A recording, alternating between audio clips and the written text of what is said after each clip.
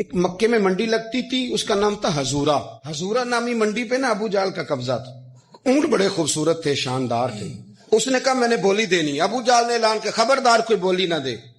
بڑی دور تھا قبیلہ زبید، وہ آدمی واپس لے جا نہیں سکتا تھا، مجبور ہو گیا۔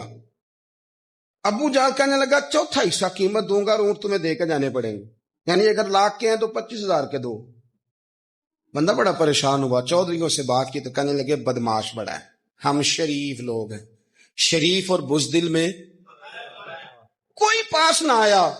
وہ بیچارہ نہ کونے میں بیٹھ کے رونے لگ گیا، کہنے لگا میں کدھر جاؤں یارو، میں واپس بھی نہیں لے جا سکتا، اور چوتھے حصے میں دے کیسے جاؤں، اتنا نقصان۔ وہ رو رہا تھا تو کہیں حضرت زید بن ارقم نے سن لیا۔ آپ فرمانے لگے کیوں روتا ہے؟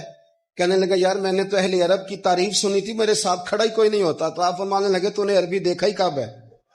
اگر کائنات کا حسین و جمیل عربی دیکھنا ہے تو جا حرم مکہ میں بیٹھا ہے، حرم میں ٹیک لگائے، مظلوموں کے والی، غریبوں کے ماوا، رسول رحمت، ایک سادی سی چادر اوڑے حضور بیٹھے تھے۔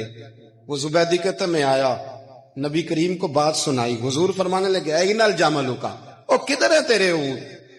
عرض کی حضور وہ وہاں ہیں۔ فرمایا چل نہ۔ حضور کوئی بولی نہیں لگا رہا، کوئی خرید نہیں رہا، ابو جہل گھنٹا پڑا، اس کے ڈر سے سہم گئے۔ حضور فرمانے لگے چل نہ، میں بولی لگاتا ہوں۔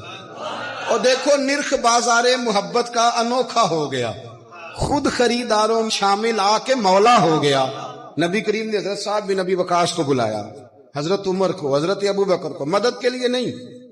حضور فرمانے لگے میری جیب میں پیسے تھوڑے ہیں، ظاہری طور پہ تھوڑے ہیں، ورنہ تو کائنات کے خزانوں کی کنجیاں حضور کے پاس ہیں۔ تھوڑے تھوڑے پیسے دو بھی بولی دینی ہے۔ سب سے پیسے لیے چلو بولی لگانے چلے۔ حضور آئے، اللہ اکبر۔